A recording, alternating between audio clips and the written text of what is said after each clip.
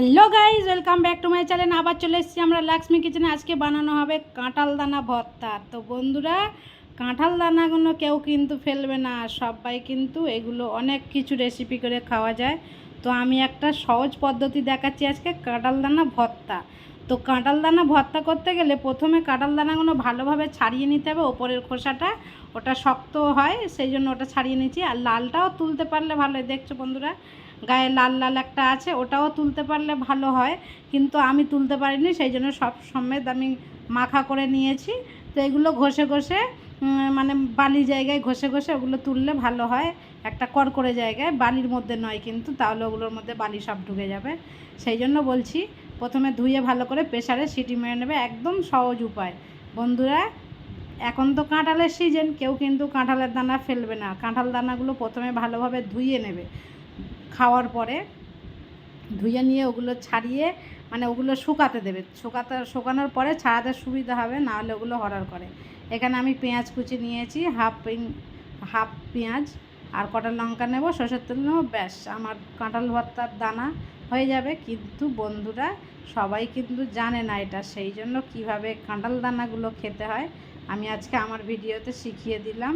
তো বন্ধুরা, সবাই কিন্তু আমার চ্যানেলটিকে অবশ্যই সাবস্ক্রাইব, লাইক, কমেন্ট করতে ভুলবেন না, তাহলে কিন্তু নতুন নতুন জিনিসগুলো মিস করে যাবে।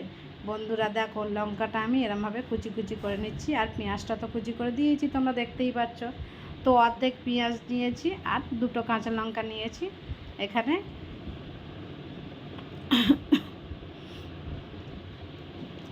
কাঁঠাল দানা দিয়ে মাংস দিয়ে রান্না করে খাওয়া যায়, মাছ দিয়ে রান্না করে খাওয়া যায়, অনেক কিছু করা যায়। তো আমি সহজ পদ্ধতিটাই শেখালাম।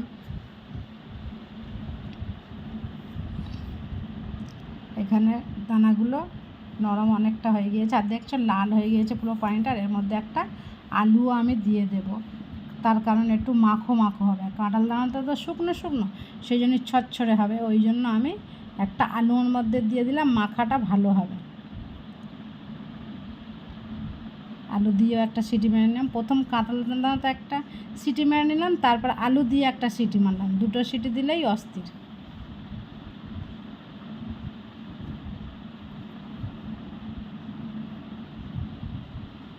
কাঁঠাল দানাটা কিন্তু গরম গরম অবশ্যই ভর্তা করে নিতে হবে, ঠান্ডা হয়ে গেলে আর কেউ ভর্তা করতে পারবে না। সেই জন্য একটু উষ্ণ গরম থাকবে, তখনই এগুলোকে প্লেটের মধ্যে নিয়ে মাখা করতে হবে। এখানে সর্ষের তেল আমি কিছুটা মতো দিয়েছি, বেশি লাগবে না, ওই ছোটো চামচের 1 চামচ মতো দিলেই হবে। দিয়ে এগুলোকে ভালোভাবে আগে মাখিয়ে নিতে হবে।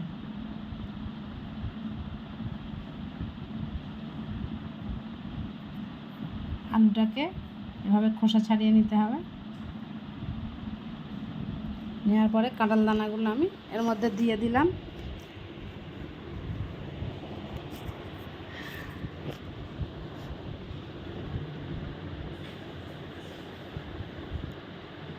কিন্তু কাঁঠাল দানাগুলো খুব শক্ত আর গরম, সেই জন্য আমি একটা গ্লাসের পেছন দিয়ে এগুলোকে হালকা হালকা করে চেপে নিচ্ছি। তার কারণ হচ্ছে গরমে চাপা যাচ্ছে না, গরম গরম দানাগুলো আছে তো, সেই জন্য গ্লাসের পেছনটা দিয়ে আমি এগুলোকে সবগুলো চেপে চেপে নিয়ে ভর্তা করছি।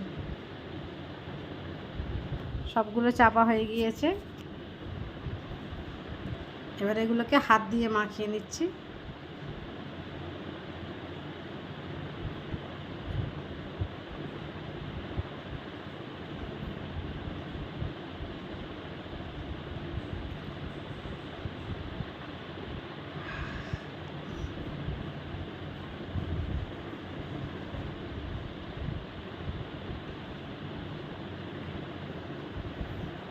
এখানে দেখো বন্ধুরা, কাঁঠাল দানাগুলো ভর্তা রেডি হয়ে গেল। তাহলে আমার ভিডিও আমি এখানেই শেষ করব। বন্ধুরা, টাটা, বাই বাই, সবাই ভালো থেকো।